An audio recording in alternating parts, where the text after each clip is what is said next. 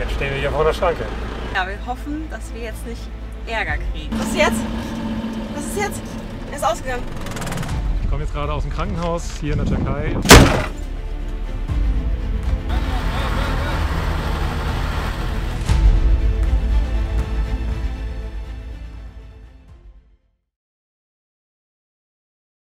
Es wird für mich unvergesslich bleiben, diese Tage mit den beiden erlebt zu haben. Sind wir schon bereit für die Türkei? Keine Ahnung. Dort wird halt einfach alles anders sein.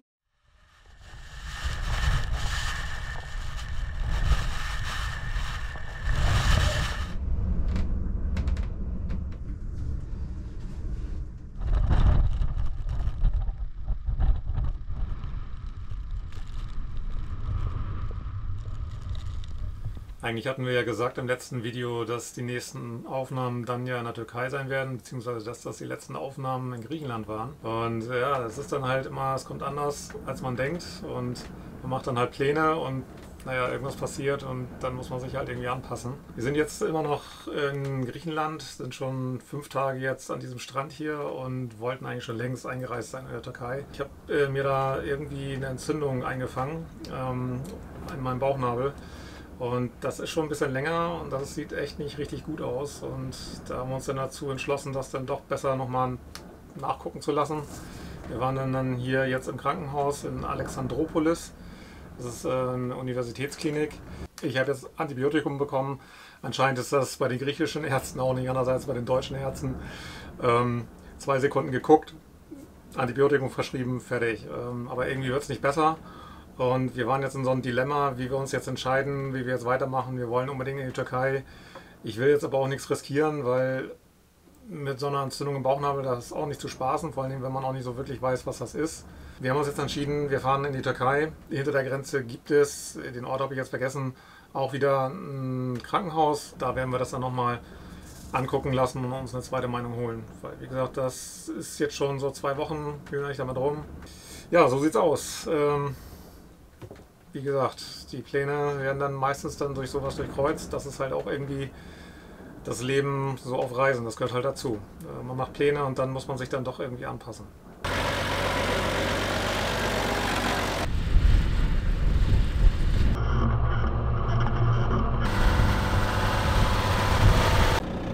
Kann losgehen. Vorsichtig Kupplung kommen lassen. Nicht viel. Weniger Gas.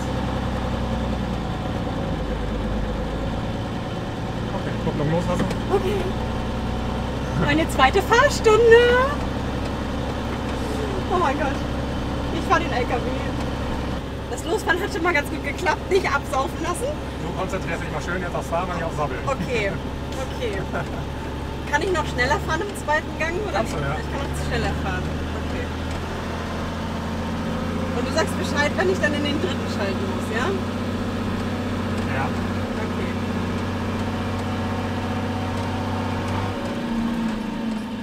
Was ist jetzt?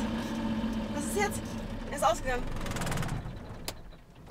So, was gerade passiert? Also ich habe da unten dieses Knöpfchen gedrückt, was da unten am Fuß ist. Ich weiß nicht, da macht man, glaube ich, den Motor mit aus. Also wir sind gerade stehen geblieben.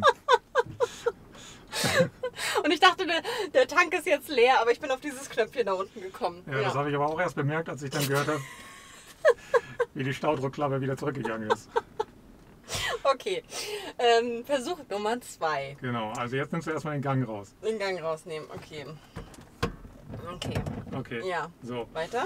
dann... Kann ich die Kupplung loslassen? Die Kupplung kannst du loslassen. Okay, so. Und jetzt startest du erstmal den Motor. Nochmal zurück und nach vor oder einfach nur nach vorne? Zurück, ja, nee, einfach nach vorne, genau. Ach so. Ja. Genau. Okay. Jetzt wieder in den Gang rein. Ja. Okay. Okay. Okay.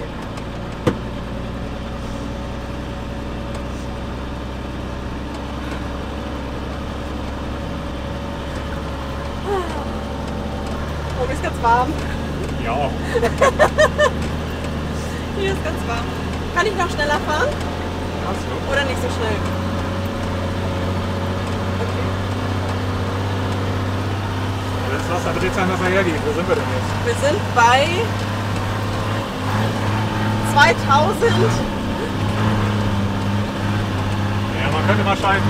Schalten. Wo muss ich hinschalten? Nach unten. Nach unten. Okay. Ja, geht doch. Okay. Okay. Wuhu. Oh mein Gott, ist das aufregend. Jetzt sieht man das Ganze mal ohne Bildstabilisierung. Ich glaube, es ist irgendwie auch unscharf. Ja, macht sie ganz gut, ne? Ja. Es ist so geil. Es ist so geil. Ich fahre LKW. Es ist so geil. Oh mein Gott. Oh mein Gott. Das hätte ich nie gedacht. In meinem ganzen Leben nicht. Dass ich mal LKW fahren werde. Oh mein Gott, jetzt kommt ein Huckel. Oh mein Gott. Oh. Nein, haben wir gar nicht gemerkt. Einfach weggeweizt.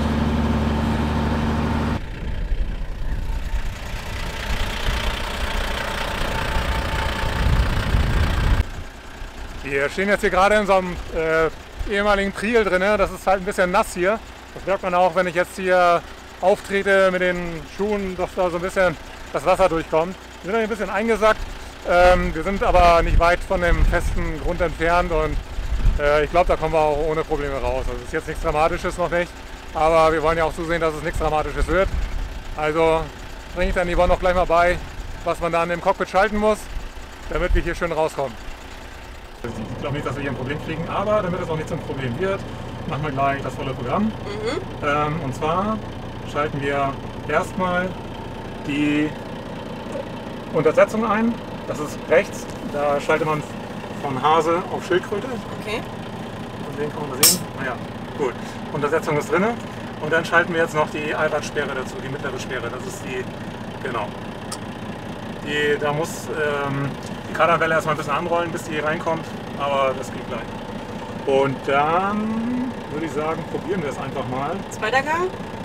In den ersten Gang. Ja, der ist wo? Unten links. Unten links. Kupplung treten.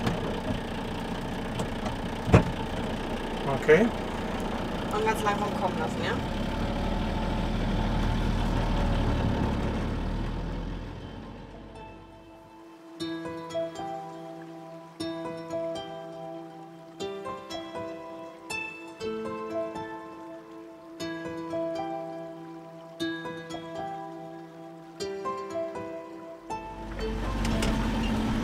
Ein bisschen Adventure.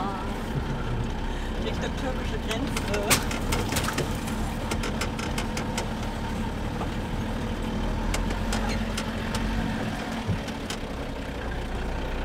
Ich finde, auf der großen Kamera kann man immer so schön sehen, Wie das wirklich wackelt. Ne? wie das wirklich wackelt, weil da keine Stabilisierung drin ist. Ne?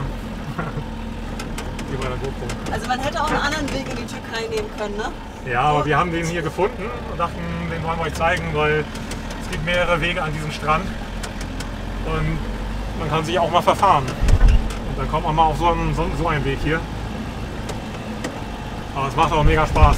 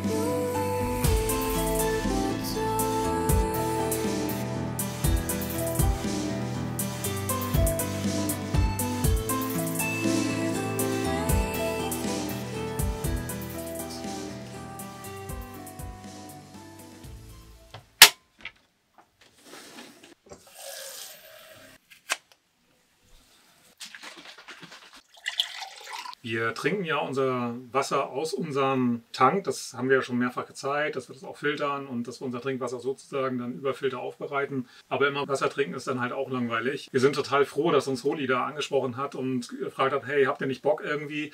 Und das trifft auch gerade so den Punkt, was ich auch ganz gerne nochmal ansprechen möchte hier. Wir suchen halt Werbepartner, wir brauchen natürlich Werbepartner, weil das ist unsere Arbeit. Aber das, was wir suchen, sind halt auch Sachen, die dann auch wirklich passen, wo wir dann auch wirklich davon überzeugt sind, dass es richtig gut ist und wo wir denken, dass es euch dann auch interessieren könnte, wo wir vielleicht auch was mitnehmen können für euch, weil das sind ja teilweise auch Sachen, die kannte man vielleicht vorher auch noch gar nicht. So, und das hier ist halt etwas, wo ich sage, ey, das ist richtig, richtig cool. So eine Packung hier mit dem Eistee, das hatte ich mal ausgerechnet, das sind 12 Packungen, 1,5 Liter Eistee, den man sonst normalerweise mitnehmen würde. Ist es nicht nur fürs Camping interessant, sondern halt auch für die Arbeit. Also wie häufig hat man das, dass man auf der Arbeit irgendwie dann mal Bock hat, irgendwie auf was Frisches und das hat man dann einfach in seiner Schublade, zapft das dann aus dem Wasserhahn, macht das da rein und man hat ein super Getränk dann einfach, ne? Und dann auch noch verschiedene Sorten. Ja, wir probieren das ja jetzt schon eine ganze Weile, so 2 Monate schon. Und wie häufig hatten wir das auch schon, dass unverhofft Besuch gekommen ist und dann hatten wir nichts zum Anbieten und jetzt mit Holi müssen wir einfach die Klappe aufmachen, lecker Eistee anmischen und schon hat man was anzubieten. Eistee ist so, glaube ich, das, was ich euch so ans Herz legen würde. Erstmal das auszuprobieren, also den Probierpack. Und wenn ihr den Probierpack bestellt, bestellt ihn auch mit so einem Shaker, weil dann wird es erst richtig gut. Es löst sich dann viel, viel besser auf da drin. Na gut, ich will auch nicht weiter zuquatschen, sorry, aber wir sind davon begeistert und wir dachten, wir teilen das mit euch. Probiert Holi doch einfach mal aus. Wir sind schon sehr gespannt, wie es euch gefällt. Den Link, den gibt es wie immer in unserer Videobeschreibung. Da könnt ihr 5 € sparen. Wir sind jetzt an der Grenze von Griechenland in die Türkei und wir wissen gerade nicht, was uns erwarten wird, weil normalerweise darf man sich zwar lange in Griechenland aufhalten, aber nach 3 Monaten muss man sich bei der Polizei anmelden und das haben wir irgendwie komplett verbaselt. Naja, wir hoffen, dass wir jetzt nicht Ärger kriegen. Das ist ja jetzt auch unser erster Grenzübertritt, wo es so aus Europa rausgeht. Okay, der europäische Teil der Türkei erwartet uns, aber irgendwie ist es dann doch noch was anderes, als durch Albanien und durch Montenegro zu fahren und da über die Grenze, finde ich irgendwie. Ja, wir haben uns natürlich auch schon irgendwie viele Videos angeguckt, so, wo Leute halt über die Grenze gefahren sind, aber letztendlich weiß man ja doch nicht, was einen so erwartet. Ich glaube, es wird entspannt. Es wurde uns ja auch vielfach gesagt und ja, mal gucken. Also irgendwie, ich schätze mal, dass sie schon auch irgendwie reingucken wollen bei uns.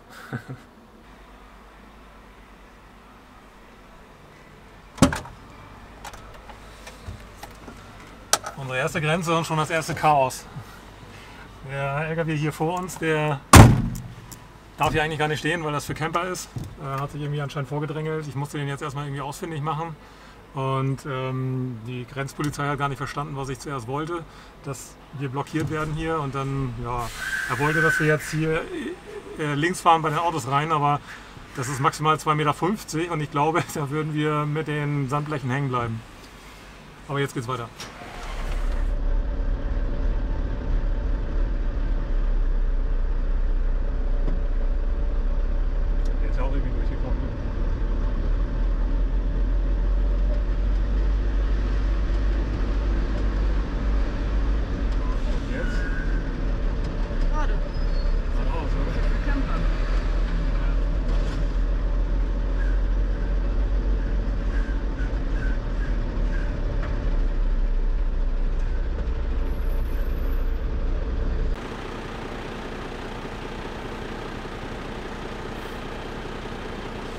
Jetzt stehen wir hier vor der Schranke.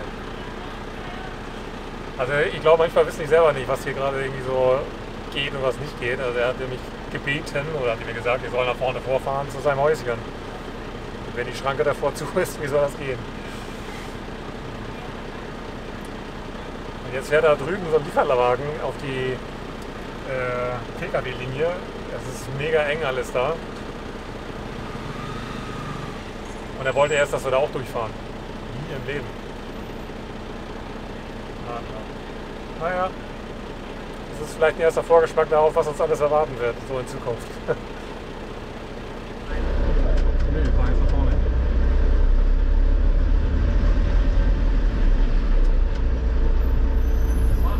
Passport? So.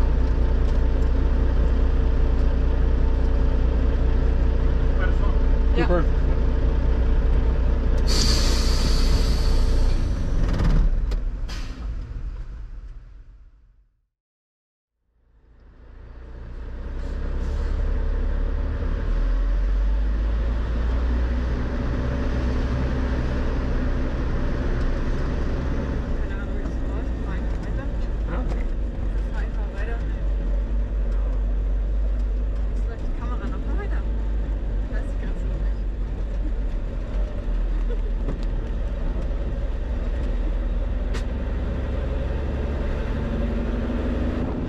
An der griechischen Grenze war es jetzt überhaupt kein Problem, haben nur unsere Pässe abgegeben, wiedergekriegt. Er hat nicht ein Wort erwähnt, jetzt, wie lange wir jetzt hier waren, oder, also das war überhaupt kein Problem. Jetzt sind wir an der türkischen Grenze und mal sehen, was hier passiert.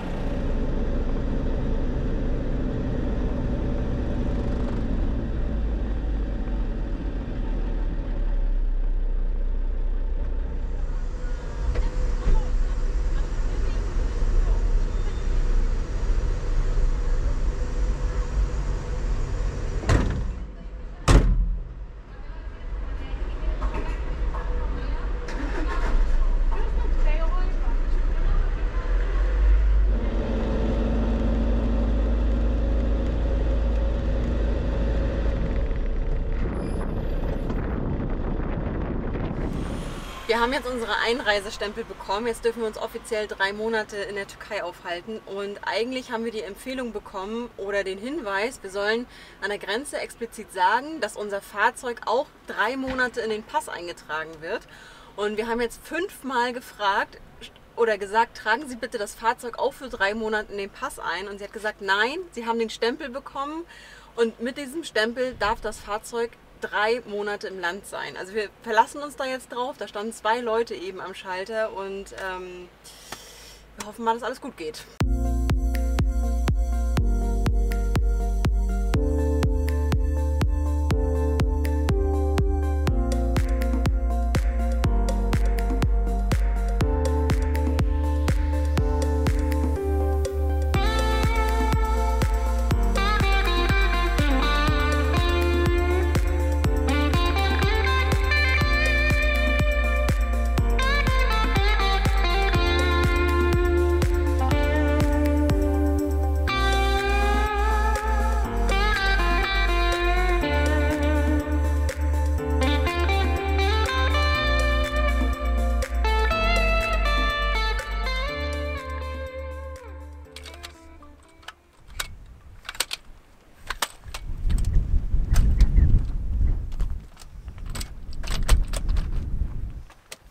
Diese Leiter hier hat uns schon so manches Mal den Arsch gerettet, weil einfach jetzt mit der normalen Leiter, die würde da gar nicht mehr hinpassen, die wäre viel zu schräg. Also, ja. Manchmal geht es nicht anders, von daher, wir sind echt dankbar. Also wir haben jetzt einen einigermaßen schönen Platz gefunden. Es ist etwas für Müll hier, aber ich glaube, wir werden trotzdem ruhig schlafen können. Ja, das war ein sehr anstrengender Tag. Ich bin ehrlich gesagt sehr fix und fertig, aber leichte Kopfschmerzen. Das war schon an der Grenze heute so eine kleine Herausforderung. Aber wir haben sie gut gemeistert und mal sehen, was morgen der erste Tag in der Türkei so bringt.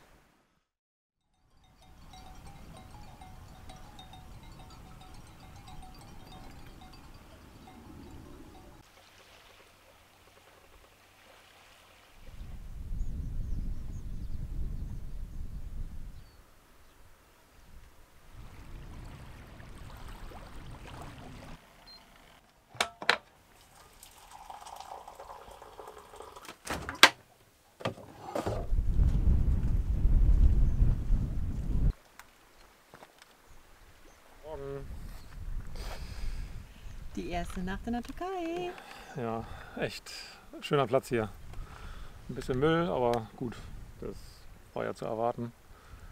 Haben ja schon viele berichtet.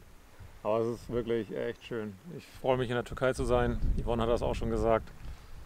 Wir wurden heute Morgen von den Ziegen, waren das nicht, Schafen mit ihren Glöckchen geweckt. Und die Fischer waren schon draußen, aber da hatte ich die Kamera noch nicht bereit. Da muss ich ein bisschen fleißiger beim nächsten Mal sein und die Kamera gleich mitnehmen. Naja, aber das kriegen wir schon auch noch hin. Heute wird es noch mal weitergehen. Es sind ja im Moment so starke Regenfälle in Griechenland und auch hier in der Türkei im Nordwesten sollen die sein. Die haben jetzt hier noch nichts abgekriegt. Aber wir wollen das auch nicht ausprobieren. Weil so wie wir jetzt hier stehen, wenn das hier anfängt zu regnen, dann kommen wir hier auch nicht mehr raus. Das ist alles dann nur noch morastig. Ach so, was ich total feier hier, ist dass es kühler ist. Also wirklich richtig kühler. Wir haben jetzt, weiß nicht, so 22 Grad oder so. Und es scheint einmal nicht die Sonne auf dem Kopf. Ich weiß, das kann man nicht verstehen, wenn man dann halt auch so gebeutelt ist in Deutschland und richtig lange schlechtes Wetter hat. Aber nach so langer Zeit, wenn es richtig heiß ist und man eigentlich nicht mehr weiß, wo man hin soll, und dann sehnt man sich auch noch ein bisschen Abkühlung und dann nimmt man auch gerne in Kauf, dass es ein bisschen bedeckt ist. Also ganz ehrlich, im Moment, also mir tut das richtig gut. Ja.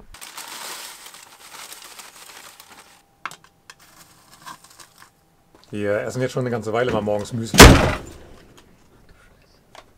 Oh Gott, irgendwas mit der Tür passiert, ne?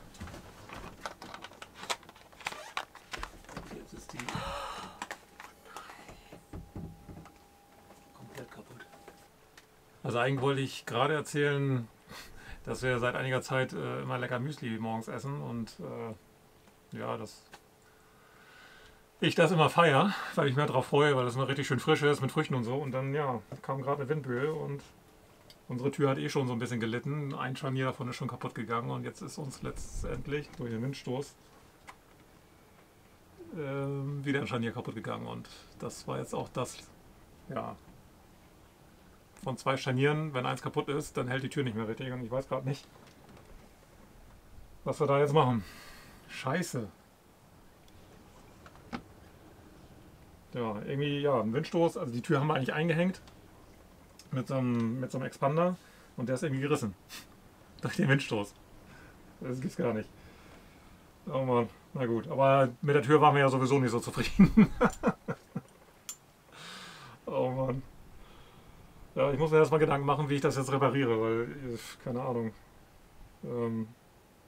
Ich wollte sowieso noch eine andere Lösung dafür bauen. Also andere Scharniere einbauen, weil die sind irgendwie aus Plastik und die kann man, so kann man nichts, wenn man da rein will, ja, die bricht man einfach raus. Ne? Naja, jetzt muss ich mich früher drum kümmern als gedacht. Schiede, sagt der Fiede. Ja. Krass, ey. Gibt's sowas? Also ich habe den gar nicht so doll in Erinnerung, den Windstoß, also vernommen. Ich schätze mal, das liegt daran, dass der etwas altersschwach ist. Wir werden jetzt erstmal frühstücken und dann mache ich mir mal Gedanken, wie ich das mache. Ich habe da schon so eine Idee, wie man das reparieren kann. Es passieren halt immer Dinge. Also darauf muss man sich einstellen. Auf der Reise, es passiert immer irgendwas.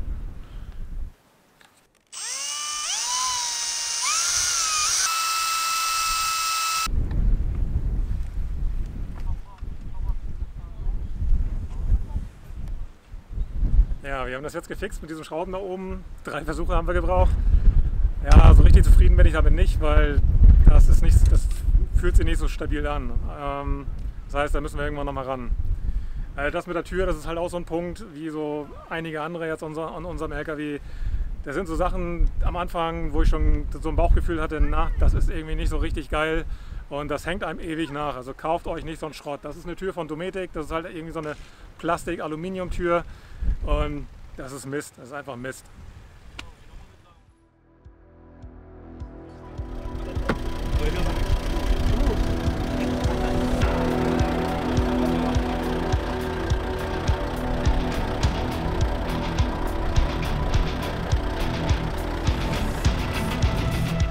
Okay, es ist passiert. Wir haben uns das erste Mal eingegraben in der Türkei und haben natürlich gleich hier wieder mega geile Unterstützung von den Einheimischen. Richtig cool. Ja, wir sind gespannt, wie wir hier rauskommen.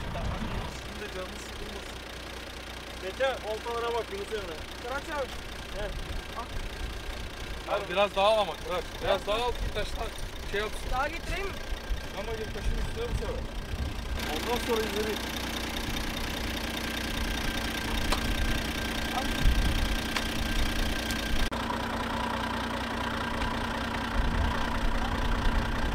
Çok az geri.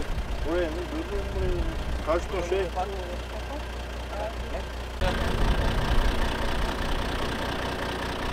Ama çok geldi o. Çok geldi lan çok Da kommt da nicht Hä? rüber. Ama gel bunun üstüne. Var mı? Okay. Bir tanesini Also, bakalım ya. wir versuchen es jetzt erstmal ohne Sandbleche. Wir sollen einmal ein ganz kurzes Stück zurückfahren und dann mit Vollgas nach vorne. Weil wir glauben, dass es hier, also den Strand weiter, nicht mehr so matschig ist. Wir haben jetzt halt hier, wir sind da durch die Quelle gefahren. Deswegen sind wir jetzt hier eingesackt. Also ich werde jetzt die Sperren einlegen und gucken, dass wir da irgendwie rauskommen. Go. Hop hop. Bak bak.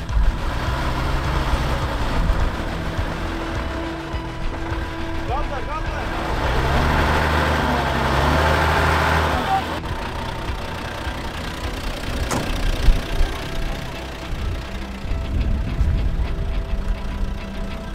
Uiuiui. Also die Sperren funktionieren, es dreht auf beiden Seiten, Dur bakayım. Direkt de biraz alsak mı canım benim? aber wir müssen mehr buddeln. Bu biraz az right. Right. Yes. Right. Yine back. Little back. Sonra fast go ama right. Right. Aldın mı? Also ich habe die Untersetzung drin und den zweiten Gang gehabt und die Leistung hat dafür nicht ausgereicht. Und der erste Gang ist eigentlich zu langsam dafür.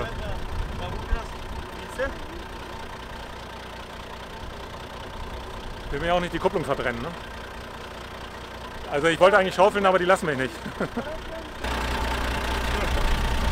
Deswegen, das ist hier alles nass.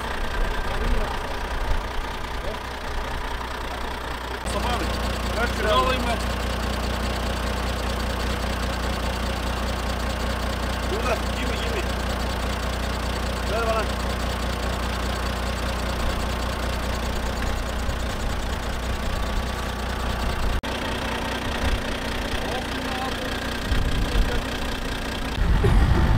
Tamam. Go fast. Ver.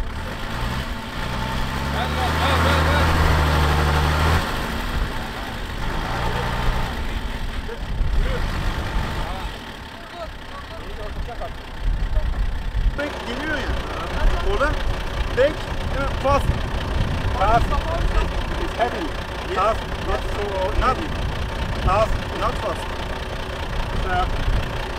Need the ramp, Yes. you can get.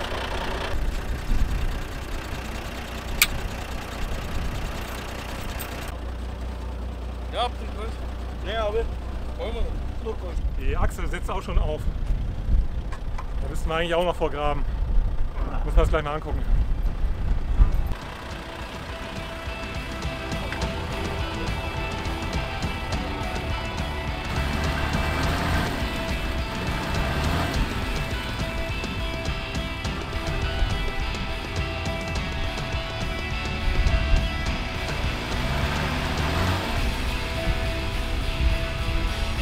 Wir müssen unterm LKW alles beigraben. Das ging ja nicht aus. Ja. Onlar girdi artık altına ama alamıyoruz. Traktör. Traktor.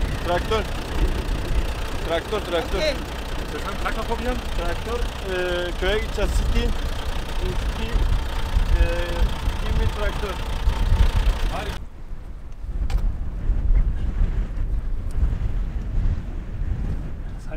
Blick hier, ne? Ja.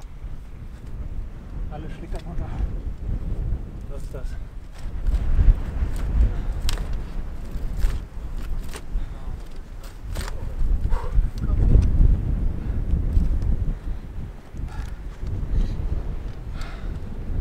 Also es ist echt anstrengender als ich dachte. Naja, wenn man dann so in der körperlichen Unfitness seines Lebens ist das auch kein Wunder.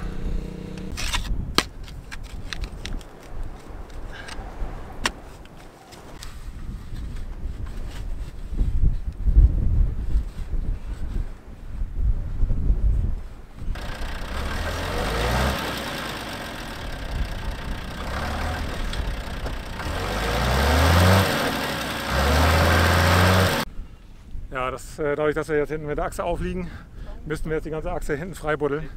Aber ja, man hat uns angeboten, dass ein Trecker geholt wird, dass wir jetzt rausgezogen werden. Und damit probieren wir es dann jetzt erstmal.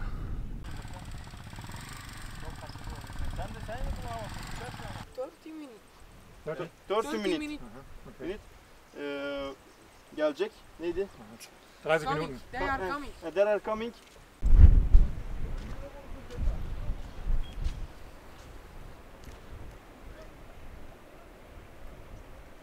Den Tag hatten wir uns anders vorgestellt, ne? Ja, also eigentlich, dass wir hier mal easy rauskommen. Aber wir haben eine dumme Entscheidung gefällt. Und dafür bezahlen wir jetzt gerade den Preis. Ich frage mich halt gerade, naja, also was wäre, wenn wir jetzt keinen Traktor finden würden? Dann müssen wir ihn ja auch irgendwie rauskriegen. Ne? So. Und das hieße, wir müssen jetzt hier drunter alles freigraben. Das kriegt man sicherlich auch irgendwie hin, aber das ist echt Schweinearbeit, gerade weil der LKW, und das ist so ein bisschen wieder so ein Nachteil von einem kurzen Radstand, du kommst da durch, aber es ist echt eng alles. Ne?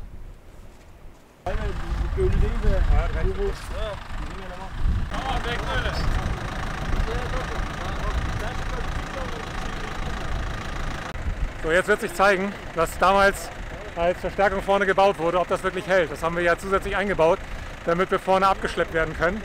Das ist also ein Eigenbau, diese Abschleppösen da vorne. Das ist halt ein Träger. Das wurde alles geschweißt und geschraubt, konstruiert, aber nicht original. Mal gucken, ob es hält.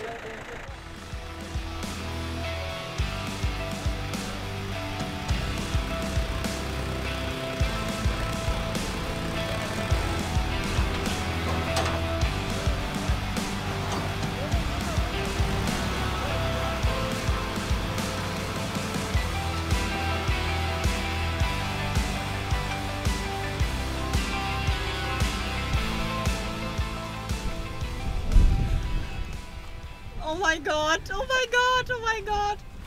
Oh mein God. Gott. Sanayi, go to Sanayi. Come, come. Oh mein Gott. Okay. Yok onunla içi. Araç var. Onda bir şey yok. Zaten girmemeden Araba lazım. var. Ya onlar şeye alınıyor burada birçok araba. 6 mil burası. Evet. So, Bira.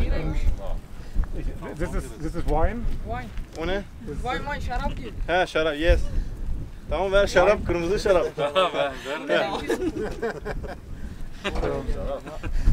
Okay. Dankeschön. Tamam. No. Dankeschön. Ama Irgendwie Cola oder sowas? Coca-Cola? Ich habe No, no. Gerek yok bize. Bir, Bize bir, gerek bir. yok. Bir şey olmaz. 1, 2, 3, 4, 5, 6. Wir sind 6 Leute, wir brauchen noch eine Bierdose. Okay, okay, okay.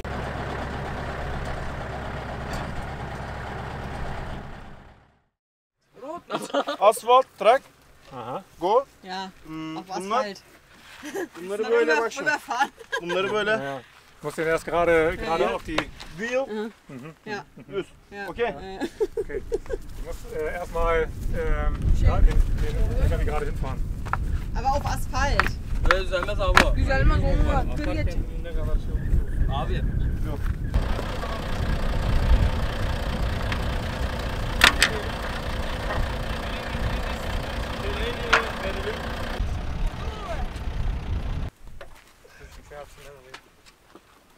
So, verhauen wir uns das Başardık. ganze Wasser. Bak be. Ja, so hatten wir uns den Tag nicht vorgestellt. Ich bin mega froh, dass die hergekommen sind mit ihrem Traktor. Eigentlich dachten die Jungs, die wollen auch Geld haben, aber die meinten so, nee, wir wollen gar kein Geld von euch. Und jetzt haben wir denen ein paar Bierchen in die Hand gedrückt und eine Flasche Wein. Und ich glaube, alle sind happy und wir sind auch super happy. Unsere erste Erfahrung mit einem festgefahrenen LKW. Ja, wir sind wieder rausgekommen. Ich weiß jetzt nicht, wie lange das gedauert hat. Vielleicht eine Stunde oder so. Ist gut zu wissen, dass alles funktioniert, auch dass man über die Sandbleche rüberfahren kann und dann werden sie wieder gerade. Ja.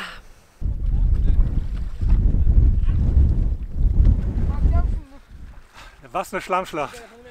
Macht auch irgendwie ein bisschen Spaß. Ja, also was soll ich sagen? So viel zur Gastfreundschaft der Türken. Unglaublich. Was die hier alles auf die Beine stellen, was die helfen. Ja. Ihr hattet es ja gesagt.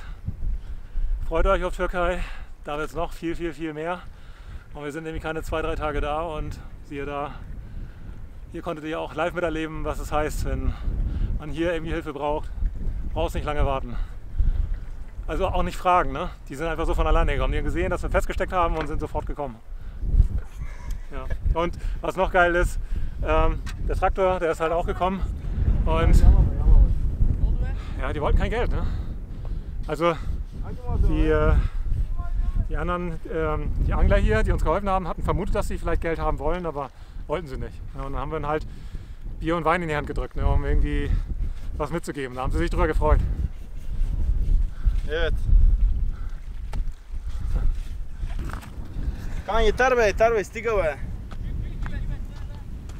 Ja genau, jetzt wird sich herausstellen, ob die Konstruktion, die ich hier gebaut habe, ob die auch mit benutzten Sandblechen funktioniert, also krumm gefahrenen.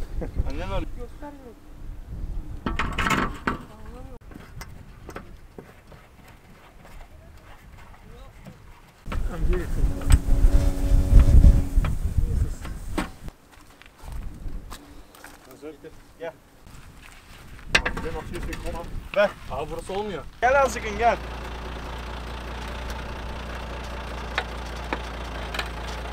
Hop yeter hop. Yeter dur bakayım Nikola. Dur bakayım.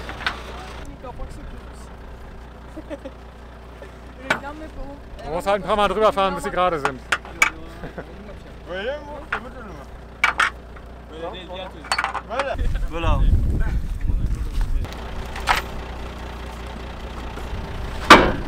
Ope. Das erste Mal im Einsatz. War so richtig, ne? Genau. Good job. Good job. Tschüss.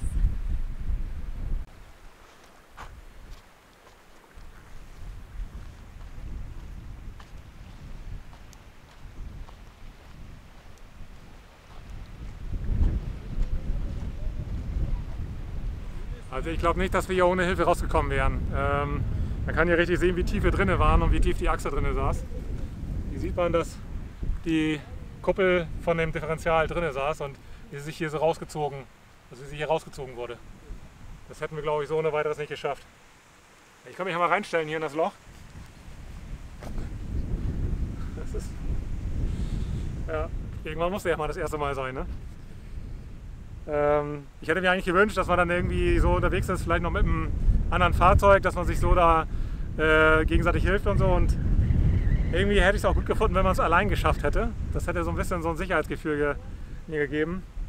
Aber dafür hätten wir viel länger wahrscheinlich buddeln müssen. Also irgendwann wären wir vielleicht schon rausgekommen, aber mit wie viel Anstrengung. Ich habe ja gemerkt, als wir mit dem Trecker rausgezogen worden sind, dass er sich immer wieder neu eingegraben hat. Und wir erst, ich weiß nicht, nach 10 Metern wirklich festen Grund hatten. Und so weit hätten wir buddeln müssen. Also das wäre eine Tagesaufgabe bis zum Abend gewesen, mit Schlafen und am nächsten Morgen weiter wahrscheinlich. Hier kann man sehen, dass hier die Quelle runterkommt. Und ich wusste, dass sie da ist, aber naja, mangelnde Erfahrung würde ich sagen. Also es hätte klar sein müssen, dass das hier alles feucht ist und dass der LKW hier wegsackt. Vielleicht hätte man das schaffen können mit wesentlich mehr Speed, ne, also wirklich mit Karacho hier durch, aber durch sowas besser nicht durchfahren.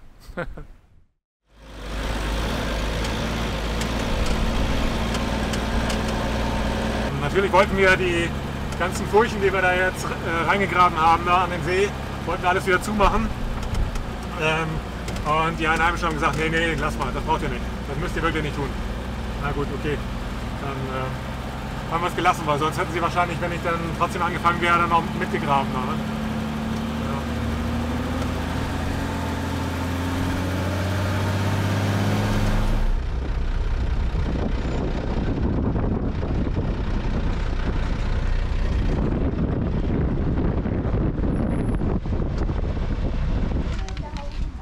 Ich komme jetzt gerade aus dem Krankenhaus hier in der Türkei und das geht richtig schnell. Wir haben 10 € gerade mal für die Aufnahme bezahlt. Das ist hier auch ein staatliches Krankenhaus und wir sind halt direkt in die Ambulanz gegangen und es war auch gar kein Problem. Ja, ich kriege jetzt nochmal Antibiotika, soll das 7 Tage nehmen, aber wesentlich stärker. Also die Ärztin hat gesagt, das was ich gekriegt habe, das war nicht stark genug. Okay. Wenn das danach nicht besser wird, dann müsste ich in die Chirurgie, die würden das dann nochmal sich viel genauer angucken. Hoffe mal, dass das nicht passiert. Sie meinte, das wird schon alles gut werden. Na gut, okay. Vertrauen wir mal darauf. Holen wir uns jetzt das Zeug und dann geht's weiter.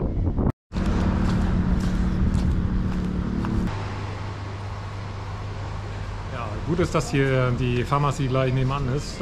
Das waren keine 20 Meter oder so. Und ja, das Ganze hat jetzt 20 € gekostet. Ich habe nochmal was für meinen Magen dazu gekriegt, weil ich habe der Ärztin gesagt, naja, das schlägt immer so auf den Magen, diese Antibiotika. Und ja, insgesamt hat es, wie gesagt, 20 € gekostet. Das ist okay. Jetzt geht's weiter. Jetzt müssen wir noch die SIM-Karte besorgen und dann haben wir es, glaube ich, geschafft. Unser erster richtiger Kebab in der Türkei. Ich bin gespannt, wie das schmeckt. Und wie schmeckt es dir? Es ist richtig lecker. Ich hätte das nicht gedacht, weil das sieht ja nicht so wirklich appetitlich aus. Aber auf jeden Fall das Kebab, das schmeckt ganz anders als in Deutschland. Das schmeckt mehr so nach Schaf. Und der Reis, ich habe schon zu Nikolaus gesagt, wie kriegt man so geilen Reis hin? Der ist irgendwie mit Butter gemacht. Also da ist sonst nichts drin, aber der schmeckt so lecker. Erinnert mich so ein bisschen an Sushi-Reis. Also hat so einen ganz eigenen geilen Geschmack. Ja, und gleich kriegen wir noch einen Chai-Tee und der Salat ist auch sehr lecker. Also unser erstes Essen in der Türkei. Ein voller Erfolg. Und hier essen auch die Einheimischen. Das haben wir sofort gesehen. Und uns wurde auch schon erzählt von den anderen Türken am Strand, dass der Kebab, genau, das heißt ja nicht Döner hier. Döner ist eigentlich ja das Brot, glaube ich, irgendwie. Also der Kebab, das ist das Fleisch, dass das aus Lammfleisch und Kalbfleisch besteht. Also aus ganz anderen Zutaten als in Deutschland. Sehr lecker. Ich mag das auch total gerne. Und jetzt gab es noch den ersten Tee. Ich denke, da werden wir noch sehr viele von die nächsten Monate trinken.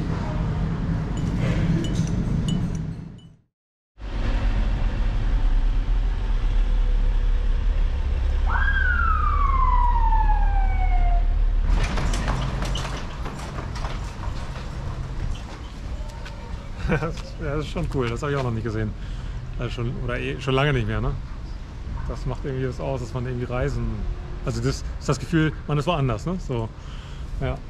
Okay, wir sind jetzt hier in Kesan oder Keşan. Keşan heißt es, glaube ich. Und jetzt haben wir echt einen Parkplatz hier gefunden. Das sah gar nicht gut aus, als wir hier reingekommen sind, weil das doch echt ganz schön eng ist. Naja, aber wie wir schon häufiger gesagt haben, zum Glück ist Odin so kurz und wendig und ja doch noch einigermaßen schmal. Also bisher haben wir irgendwie immer Glück gehabt. Na gut, auf geht's.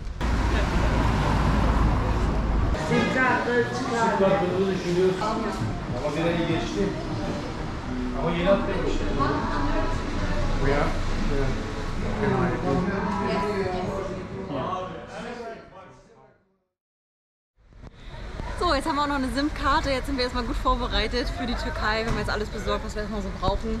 Genau. Wir haben noch eine Sache erfahren. Und zwar, hier braucht man ja normalerweise so eine Maut-ID, Mautkarte, so einen Strichcode. Also irgendwas, was man hier kauft, um dann auch die Mautstraßen zu fahren. Das ist wichtig. Aber man hat auf jeden Fall die ersten 14 Tage Zeit, bis man die sich holen muss. Also man hat da auf jeden Fall ein bisschen Puffer. Man muss nicht gleich am ersten Tag da einreisen, sich das besorgen. Also genau. Von daher, wir haben jetzt auch schon noch einen Tipp bekommen, woher wir die bekommen, aber das zeigen wir euch dann im nächsten Video. Genau. Wir hoffen, dieses Video hat euch gefallen. Ja. Wir beenden das Video jetzt. Genau. Vielen Dank fürs Zuschauen. Abonniert unseren Kanal und dann bis in 2 Wochen.